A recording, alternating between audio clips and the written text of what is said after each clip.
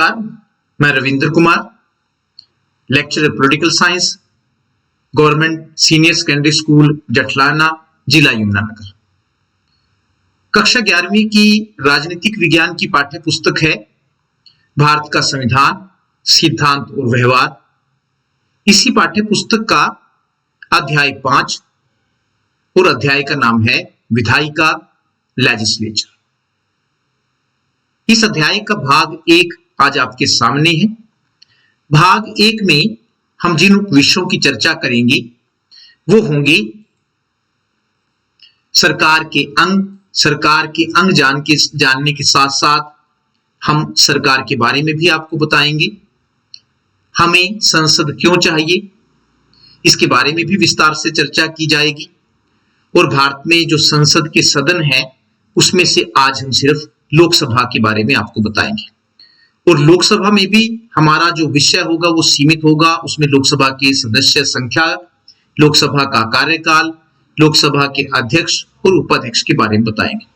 लोकसभा की शक्तियों के बारे में इसी पाठ के भाग 2 में आपको विस्तार से बताया जाएगा।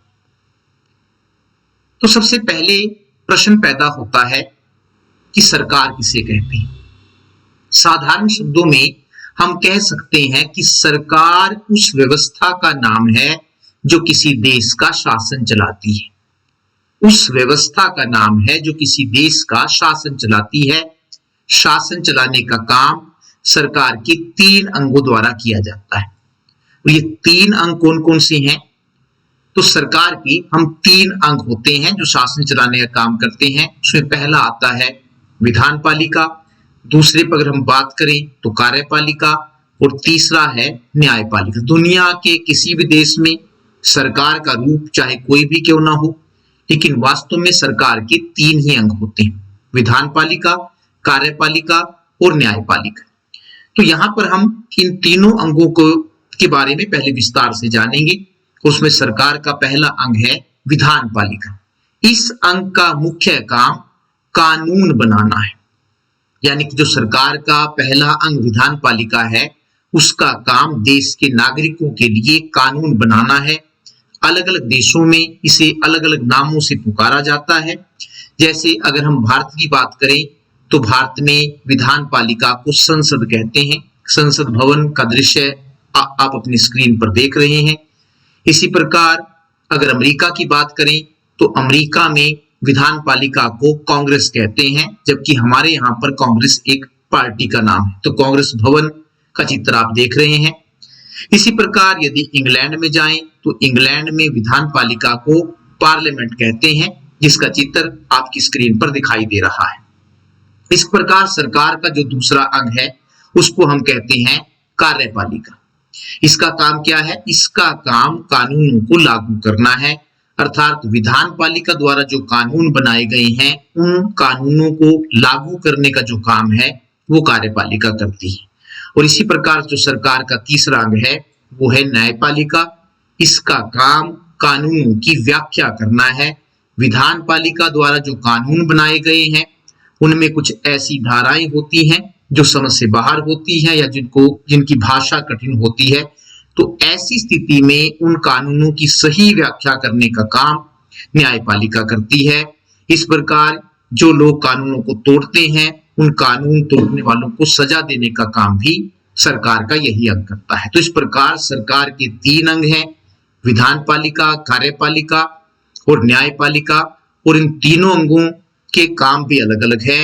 इन तीनों अंगों से मिलकर ही सरकार बनती है। प्रश्न है कि हमें संसद क्यों चाहिए? यह सही है कि विधायिका, जिसको हम जान चुके हैं आप कि हमारे यहाँ पर उसको संसद कहते हैं, तो यह सही है कि विधायिका या संसद का काम कानून बनाना है। लेकिन यह केवल कानून बनाने का काम ही नहीं करती, बल्कि और भी अनेक काम करती है। जैसे बिलों पर बहस करना, संसद द्वारा जो भी कानून बनाने के लिए संसद में प्रारूप पेश किया जाता है उसको बिल कहते हैं। तो उसको कानून बनाने से पहले, उस पर एक पास करने से पहले व्यापक बहस होती है। संसद की बैठकों का बहिष्कार करना, वास्तव में इस तरीके का जो प्रयोग है वो विरोधी दल द्वारा किया जाता है। जब उनकी बात को नहीं सुना जाता है तो वो संसद की बैठक का बहिष्कार करते हैं। किसी कानून का विरोध करना, यदि कोई कानून देश हित में नहीं होता है तो विरोधी दल ऐसे कानून का विरोध करते हैं। इसी प्रकार किसी कानून को सर्वसम्मति से पास करना आदि ऐसे अनेक दृश्य हैं जो आपने संसद की कार्यवाही के दौरान देखे होंगे। अगर आप संसद की कार्यवाही में रुचि लेते हैं तो आपने ये दृश्य संसद में आम देखे होंगे। दरअसल वास्तविक प्रतिनिधित्व वाली कुशल और प्रभावी विधायिका के बिना सच्चे लोकतंत्र की कल्पना नहीं की जा सकती। विधायिका जनता के प्रतिनिधियों का जनता के प्रति उत्तरदायित्व सुनिश्चित करती। जिस काम के लिए लोगों ने उनको चुनकर भेजा है कानून बनाने का, तो वो एक प्रकार से विधायिका में बैठकर तो वो उसका उत्तरदायित्व सुनिश्चित करती। कुछ लोगों का कहना है कि वर्तमान समय में अधिकांश लोकतंत्रों में जो हम बात करते हैं, सरकार का जो दूसरा अंग है, कार्यपालिका के शक्तिशाली बनने के कारण विधायिकाएं अपना महत्व खोती जा रही।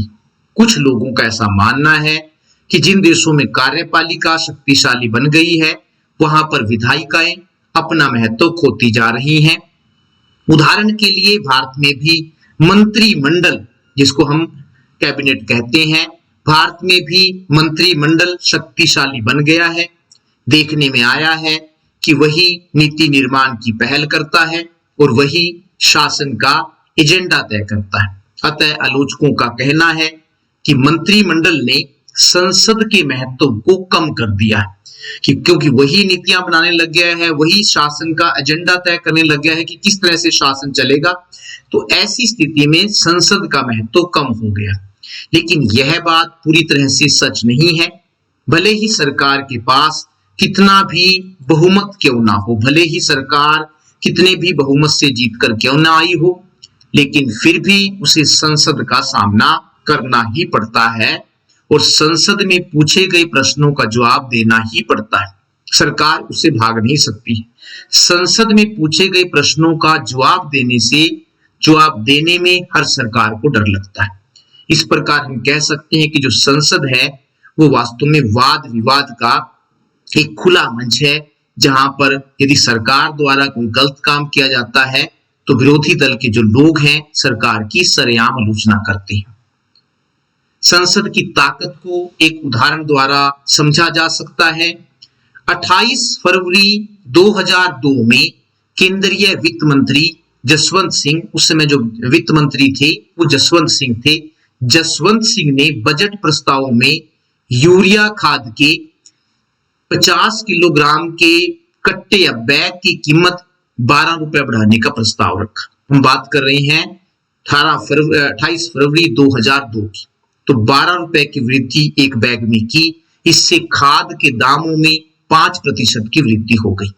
विपक्ष ने इस वृद्धि का जबरदस्त विरोध किया क्योंकि सरकार अपनी मनमानी नहीं कर सकती है। संसद में विरोधी दल के लोग भी होते हैं। 11 मार्च 2002 को विपक्ष के जबरदस्त विरोध के कारण वित्त मंत्री को खाद के दामों में वृद्धि के प्रस्ताव को वापस लेना पड़ा। तो इस उदाहरण से यह सिद्ध होता है कि संसद के होते हुए सरकार अपनी मनमर्जी नहीं कर सकती है। ये नहीं है कि सरकार जो चाहे या जैसा चाहे कानून पास करवा देगी, क्योंकि वहां पर विरोधी दल के लोग भी होते हैं और वे सरकार के गलत कामों की आलोचना करते हैं। भारत में विधायिका, हमने आपको बताया सरकार के 3 अंग होते हैं, विधान पालिका या विधायिका, कार्यपालिका और न्यायपालिका। अब हम ये देखना चाहते हैं कि भारत में विधायिका को क्या कहते हैं। तो भारत में राष्ट्रीय या केंद्र स्तर की विधायिका को संसद कहते हैं। हमारे यहाँ पर जिसको हम सरकार का जो अंग है पहला, हमारे यहाँ पर उसको संसद कहते हैं। भारतीय संसद के 2 सदन हैं। जब किसी विधायिका में 2 सदन होते हैं तो उसे द्विसदनीय या फिर द्विसदनात्मक विधायिका कहते हैं। ज्यादातर देशों में विधायिका के 2 ही सदन हैं, तो जब 2 सदन होते हैं तो उसे द्विसदनात्मक या 2 सदनात्मक विधायिका कहते हैं। भारतीय संसद के 2 सदन कौन कौन से हैं? तो भारतीय संसद के 2 सदन हैं, उनमें से एक को लोकसभा कहते हैं और दूसरे को राज्यसभा कहते हैं। लोकसभा का अंदर का दृश्य आप देख रहे हैं कि किस तरह से वहां पर जो संसद सदस्य हैं वो जाकर बैठते हैं। इसी प्रकार अगले इस वाली चित्र में आप राज्यसभा का अंदर का दृश्य देख रहे हैं, वहां बैठने की कैसी व्यवस्था है। राज्यों में विधान पालिका को क्या कहते हैं?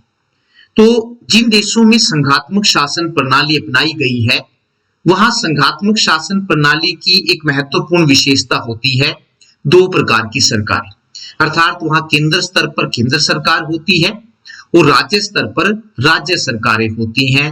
तो जिस प्रकार सरकार के तीन अंग होते हैं, विधायिका, कार्यपालिका और न्यायपालिका, और हमारे यहाँ पर विधायिका को केंद्र स्तर पर संसद कहते हैं, तो जिस प्रकार राष्ट्रीय विधायिका को संसद कहते हैं उसी प्रकार राज्यों की विधायिका को विधानमंडल कहते हैं, क्योंकि राज्य सरकारें भी कानून बनाने का काम करती हैं। तो वहां जब वहां सरकार है तो वहां भी सरकार के तीन अंग होंगे। तो राज्य स्तर पर जो विधायिका होती है उसको हम विधानमंडल कहते हैं, जैसे केंद्र स्तर की विधायिका को संसद कहते हैं। संविधान में कहा गया है कि राज्यों की मर्जी पर होगा कि वे चाहे तो राज्य में एक सदनात्मक विधायिका की स्थापना करे या द्विसदनात्मक विधायिका स्थापित करे। संविधान में ये राज्यों की इच्छा पर छोड़ दिया गया है। इसलिए भारत के कुछ राज्यों में विधानमंडल का एक सदन है, जबकि कुछ राज्यों में विधानमंडल के दो सदन हैं। तो ये आपको स्पष्ट हो गया होगा कि जिस प्रकार केंद्र स्तर पर विधायिका को संसद कहते हैं उसी प्रकार राज्यों में विधायिका को विधानमंडल कहते हैं। कुछ राज्य ऐसे हैं जहां पर विधानमंडल का एक सदन है और कुछ राज्य ऐसे हैं जहां पर विधानमंडल के दो सदन हैं। तो विधानमंडल के दो सदन कौन कौन से हैं? जिस प्रकार हमारे यहाँ पर लोकसभा और राज्यसभा है, संसद के दो सदन। तो जिन राज्यों में विधानमंडल है वहां पर विधानमंडल के दो सदनों के क्या क्या नाम है? तो जिन राज्यों में विधानमंडल के दो सदन हैं वहां इन दो सदनों में से पहले को विधानसभा कहते हैं और दूसरे को विधान परिषद के नाम से जाना जाता है। लेकिन जिन राज्यों में विधानमंडल का केवल एक ही सदन होता है वहां पर इसे विधानसभा कहते हैं, विधानमंडल के नाम से नहीं जाना जाता है। जैसे हरियाणा में विधानसभा कहते हैं क्योंकि यहाँ पर विधानमंडल का एक ही सदन है। तो किन राज्यों में विधानमंडल के दो सदन हैं? वर्तमान समय में भारत के 6 राज्यों में विधानमंडल के दो सदन हैं और वो कौन कौन से हैं? आंध्र प्रदेश, बिहार, कर्नाटक, महाराष्ट्र, तेलंगाना और उत्तर प्रदेश। तो ये हमारे यहाँ पर 6 राज्य हैं। पहले 7 राज्य ऐसे थे जहां पर विधानमंडल के दो सदन थे और 7वां था जम्मू और कश्मीर, लेकिन जम्मू और कश्मीर का राज्य का दर्जा अब खत्म कर दिया गया है। तो वर्तमान समय में 6 राज्यों में ही विधानमंडल के दो सदन हैं। संसद में दो सदनों की क्या आवश्यकता है? दो सदन क्यों होने चाहिए या क्या जरूरत है दो सदनों की, ये भी जानना जरूरी है।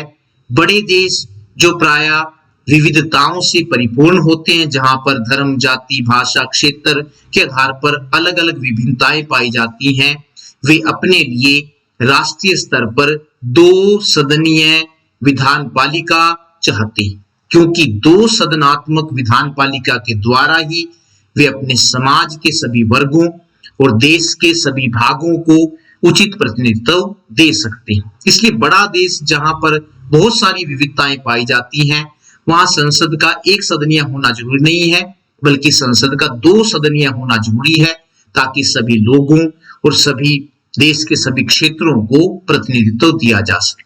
दो सदनीय विधायिका का एक और लाभ यह भी है कि संसद के प्रत्येक निर्णय पर दूसरे सदन में पुनर्विचार हो जाता है। इसका एक फायदा यह है कि संसद के एक सदन द्वारा जो बिल पास किया जाता है तो दूसरे सदन में भेजकर उस पर पुनर्विचार हो जाता है। इसमें एक सदन द्वारा लिया गया प्रत्येक निर्णय दूसरे सदन के पास भेजा जाता है।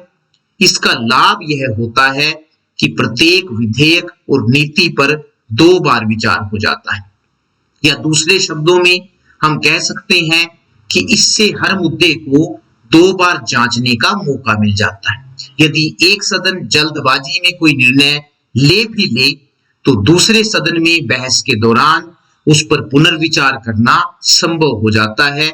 इसलिए विधायिका के 2 सदनों का होना बहुत जरूरी है। संसद के सदन हमारे यहाँ पर कौन कौन से आपको बताए गए हैं। तो संसद के 2 सदन हैं, उसमें पहला है लोकसभा। तो लोकसभा के बारे में ही इस भाग में हम विस्तार से पढ़ेंगे। लोकसभा संसद का निचला सदन है, लोअर हाउस कहते हैं इसको। इसके सदस्यों का चुनाव जनता द्वारा प्रत्यक्ष रूप से किया जाता है, इसे प्रत्यक्ष निर्वाचन कहते हैं। तो जब किसी लोगों का चुनाव या फिर कहते हैं सदस्यों का चुनाव जनता द्वारा प्रत्यक्ष रूप से किया जाए तो ऐसे चुनाव को प्रत्यक्ष निर्वाचन कहते हैं। लोकसभा चुनाव के लिए पूरे देश को समान जनसंख्या वाले चुनाव क्षेत्रों में बांट दिया जाता है और प्रत्येक चुनाव क्षेत्र से एक प्रतिनिधि को चुना जाता है, जिसे हम क्या कह सकते हैं, या तो हम उसको सांसद कहते हैं या फिर एमपी कहते हैं, मेंबर ऑफ पार्लियामेंट कहते हैं। लोकसभा अगर हम देखें तो पहली लोकसभा का गठन इंपॉर्टेंट है, याद रखने वाली चीज है। तो पहली लोकसभा का गठन भारत में 17 अप्रैल 1952 को हुआ था और वर्तमान समय में 17वीं लोकसभा है, यानी कि 17 बार लोकसभा के चुनाव हो चुके हैं। उसके बाद लोकसभा की सदस्य संख्या कितनी, ये भी जानना जरूरी है। तो संविधान के अनुसार लोकसभा की सदस्य संख्या 550 तक हो सकती है, यानी कि अधिकतम सदस्य संख्या निश्चित की गई है जो 550 तक हो सकती है। इन 550 सदस्यों में से जो 530 सदस्य हैं वो राज्यों से चुने जाते हैं, वो आपको बताया गया है, सीधा चुनाव होता है। और 20 सदस्य केंद्र शासित प्रदेशों से चुने जाते हैं, जो भारत में केंद्र शासित प्रदेश है। तो इस प्रकार हम कह सकते हैं कि लोकसभा की अधिकतम सदस्य संख्या निश्चित की गई है। एंग्लो इंडियन समुदाय के लोग, पहले तो ये जानना जरूरी है कि एंग्लो इंडियन लोग किन्हें कहते हैं। तो एंग्लो इंडियन से मतलब उन लोगों से है जिनके माता पिता में से एक यूरोप का हो और एक भारत का हो। जब भारत स्वतंत्र नहीं हुआ था तो यूरोप के बहुत सारे लोग भारत में आए और उन्होंने भारतीय महिलाओं से शादी की, तो उनसे जो बच्चे पैदा हुए, ऐसे बच्चों को हम एंग्लो इंडियन समुदाय के लोग कहते हैं। संविधान में यह भी कहा गया है कि यदि लोकसभा के आम चुनाव में एंग्लो इंडियन समुदाय का कोई भी व्यक्ति लोकसभा के लिए नहीं चुना जाता, आम चुनाव हो लोकसभा का और 550 सदस्यों में से एक भी सदस्य एंग्लो इंडियन समुदाय से ना चुना जाए, तो ऐसी स्थिति में तो ये राष्ट्रपति को जिम्मेदारी सौंपी गई है। तो ऐसी स्थिति में राष्ट्रपति इस समुदाय के 2 सदस्यों को लोकसभा में मनोनीत कर सकता है। अगर लोकसभा के आम चुनाव में एक भी एंग्लो इंडियन ना चुना गया हो, तब ये कंडीशन लागू होती है। उस स्थिति में राष्ट्रपति 2 एंग्लो इंडियन समुदाय के लोगों को लोकसभा में मनोनीत कर सकता है। इस प्रकार लोकसभा की जो अधिकतम सदस्य संख्या है वो 552 तक हो सकती है। लेकिन 104वें संवैधानिक संशोधन द्वारा ये महत्वपूर्ण है, जिसको जानना बहुत जरूरी है। 104वें संविधान संशोधन अधिनियम 1919 जो कि 104वें संविधान संशोधन अधिनियम 2019 जो कि 25 जनवरी 2020 से प्रभावी हो गया है, या कहने का मतलब है लागू हो गया है, के द्वारा अब एंग्लो इंडियन समुदाय के लिए आरक्षण की व्यवस्था को खत्म कर दिया गया है। मतलब कहने का अभिप्राय यह है कि अब 2 एंग्लो इंडियन को राष्ट्रपति लोकसभा में मनोनीत नहीं कर सकता है। अतः लोकसभा की सदस्य संख्या अब 550 तक ही हो सकती है, 552 नहीं हो सकती है, चाहे ये सदस्य चुने जाएं या ये सदस्य ना चुने जाएं। अब इस व्यवस्था को 104वें संविधान संशोधन अधिनियम 2019 के द्वारा खत्म कर दिया गया है। वर्तमान समय में लोकसभा के सदस्यों की संख्या, तो वर्तमान समय में अगर हम देखें लोकसभा के सदस्यों की संख्या इंपॉर्टेंट है, नोट कीजिए 543 है। ये याद रखना है आपने कि वर्तमान समय में लोकसभा की सदस्य संख्या 543 है। अगला हमारे पास आता है लोकसभा में अनुसूचित जातियों और अनुसूचित जनजातियों के लिए आरक्षण, SC ST के लिए आरक्षण। तो लोकसभा के कुल स्थानों में से जो 543 जो स्थान है उसमें से 131 स्थान अनुसूचित जातियों और अनुसूचित जनजातियों एससी और एसटी के लिए आरक्षित किए गए हैं। इनमें से अगर हम देखें 84 स्थान अनुसूचित जातियों जिनको हम एससी कहते हैं के लिए आरक्षित किए गए हैं और 47 स्थान 47 स्थान जो हैं अनुसूचित जनजातियों एसटी के लिए आरक्षित किए गए हैं। इंपॉर्टेंट है, नोट कर लीजिए। अनुसूचित जातियों और अनुसूचित जनजातियों के लिए आरक्षण कब तक है, कब तक इनको दिया जाएगा, तो इसके बारे में भी एक महत्वपूर्ण प्रावधान किया गया है। 104वें संवैधानिक संशोधन अधिनियम 2019 जो कि 25 जनवरी 2020 से प्रभावी हो गया है या लागू हो गया है के द्वारा अब इन जातियों के लिए आरक्षण की व्यवस्था को 2030 तक के लिए बढ़ा दिया गया। पहले यह व्यवस्था 2020 तक थी, लेकिन एक नया संवैधानिक संशोधन पास करके 104वां इसको अब 2030 तक बढ़ा दिया गया है। लोकसभा का सदस्य बनने के लिए योग्यताएं, संविधान में कुछ योग्यताएं निर्धारित की गई हैं। लोकसभा का सदस्य बनने के लिए पहला है उसमें वह भारत का नागरिक होना चाहिए। आयु के बारे में कहा गया है कि उसकी आयु जो है वो 25 वर्ष से कम नहीं होनी चाहिए। केंद्र और राज्य सरकार के अधीन किसी लाभ के पद पर न हो, इसका मतलब है कि किसी ऐसे पद पर ना हो जिससे वित्तीय लाभ प्राप्त हो रहा है। पागल या दिवालिया नहीं होना चाहिए। और 5वीं योग्यता है उसे किसी न्यायालय द्वारा किसी गंभीर अपराध में इस पद के अयोग्य घोषित न किया गया, कोई ऐसी सजा ना दी गई हो जिसमें उसे लोकसभा का चुनाव लड़ने से रोक दिया गया हो। तो ये सामान्य सी कुछ योग्यताएं लोकसभा का सदस्य बनने के लिए निर्धारित की गई। लोकसभा का कार्यकाल कितना होता है, तो लोकसभा का कार्यकाल की अगर हम बात करें तो लोकसभा का जो कार्यकाल है वो 5 साल का होता है और 5 साल का कार्यकाल पूरा होने पर लोकसभा अपने आप भंग हो जाती है, उसके आगे ये नहीं चल सकती।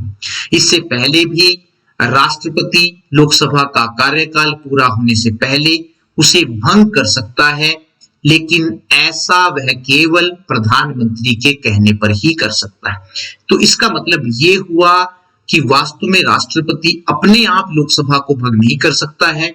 जब प्रधानमंत्री उसे ऐसा कहने के लिए कहेगा तभी वह लोकसभा को भंग कर सकता है। और प्रधानमंत्री ऐसी सलाह तभी देता है जब लोकसभा में उसका बहुमत नहीं रहता है और कोई दूसरा दल भी सरकार बनाने की स्थिति में नहीं होता है। अगला है हमारे पास लोकसभा के अधिवेशन या सेशन। कितने अधिवेशन होते हैं? संविधान में अधिवेशन के बारे में कहा गया है कि राष्ट्रपति को एक साल में कम से कम 2 बार, तो कम से कम सीमा हमने तय कर रखी है कि राष्ट्रपति को एक साल में कम से कम 2 बार संसद का अधिवेशन बुलाना पड़ेगा।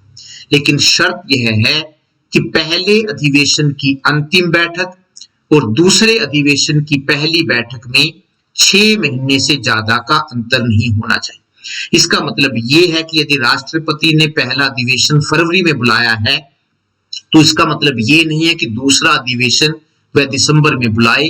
दोनों अधिवेशनों के बीच 6 महीने से ज्यादा का अंतर नहीं होना चाहिए। इसके अलावा भी राष्ट्रपति जब चाहे संसद का अधिवेशन बुला सकता है। तो हमारे संविधान में कम से कम सीमा तय कर रखी है, कम से कम 2 बार राष्ट्रपति को एक साल में संसद का अधिवेशन जरूर बुलाना पड़ेगा। तो भारत में एक साल में संसद के कितने अधिवेशन होते हैं?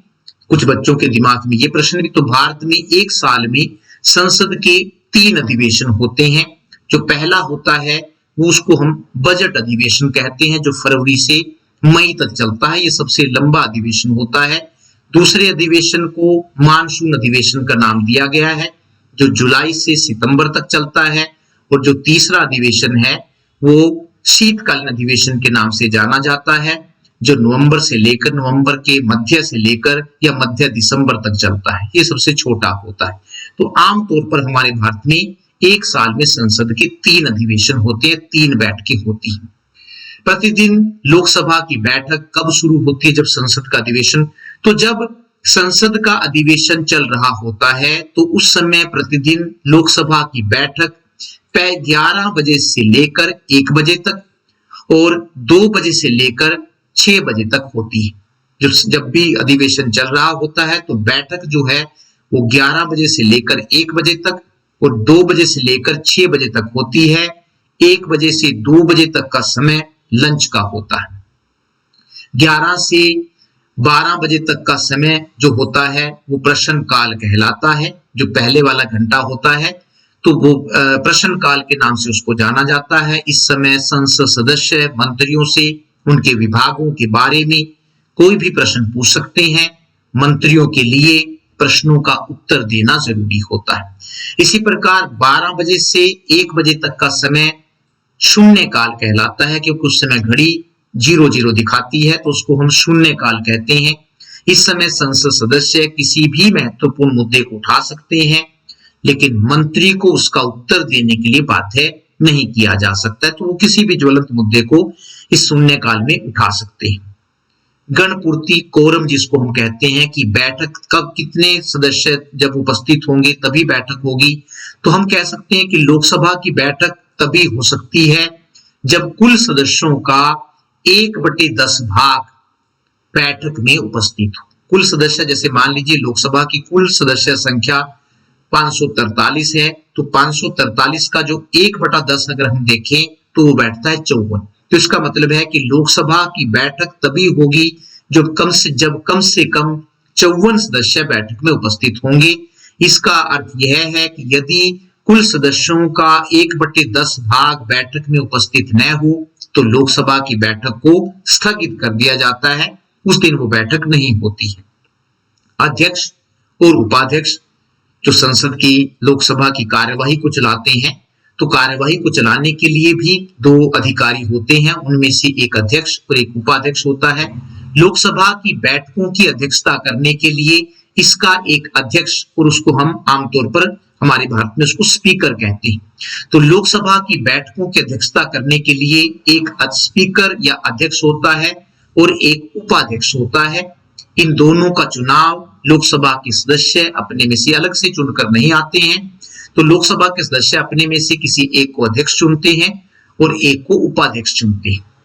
लोकसभा का अध्यक्ष, अब एक परंपरा बन गई है कि लोकसभा का अध्यक्ष बहुमत दल से ही लिया जाता है, यानी सत्तारूढ़ दल से ही। जिस दल की सरकार होती है उस दल के किसी व्यक्ति को लोकसभा का अध्यक्ष बनाया जाता है। इसके लिए शासक दल का कोई सदस्य अध्यक्ष पद के लिए किसी मान्य सदस्य के नाम का प्रस्ताव रखता है और उसके बाद उस सदस्य को सर्वसम्मति से अध्यक्ष चुन लिया जाए। मतलब परंपरा ये बन गई है। तो परंपरा के अनुसार लोकसभा का जो अध्यक्ष होगा वो सत्तारूढ़ दल से होगा या जिस दल की सरकार होगी उस दल से होगा। वर्तमान समय में लोकसभा के अध्यक्ष श्री ओम बिरला जी है। उनका चित्र आप अपने स्क्रीन पर देख रहे हैं। लोकसभा के पहले अध्यक्ष के बारे में जानना भी जरूरी है। इंपॉर्टेंट प्रश्न है कि लोकसभा के पहले अध्यक्ष कौन थे। तो लोकसभा के पहले अध्यक्ष या स्पीकर गणेश वासुदेव मावलंकर थे। पहले अध्यक्ष गणेश वासुदेव मावलंकर थे। लोकसभा का उपाध्यक्ष, तो आमतौर पर लोकसभा का जो उपाध्यक्ष है वो विरोधी दल से लिया जाता है, क्योंकि परंपरा के अनुसार अध्यक्ष सत्तारूढ़ दल का होता है तो उपाध्यक्ष विरोधी दल से लिया जाता है। इसके लिए भी लोकसभा के सदस्य अपने में से किसी एक को उपाध्यक्ष चुन लेते हैं। वर्तमान समय में लोकसभा के उपाध्यक्ष का पद खाली है, रिक्त है। वर्तमान समय में लोकसभा का कोई उपाध्यक्ष नहीं है। कार्यवाहक अध्यक्ष या प्रोटेम स्पीकर, स्पीकर आपने सुना होगा, कभी कभी प्रोटेम स्पीकर भी सुनने को मिलता है। तो प्रोटेम स्पीकर कौन है ये भी जानना जरूरी है। जब कभी नई लोकसभा चुनी जाती है, आम चुनाव के बाद जब भी नई लोकसभा गठित होती है, तब राष्ट्रपति किसी ऐसे सदस्य को कार्यवाहक स्पीकर या प्रोटेम स्पीकर नियुक्त करता है जिसको संसद का सदस्य होने का सबसे लंबा अनुभव होता है, जो सबसे ज्यादा बार चुनकर संसद में गया होता है।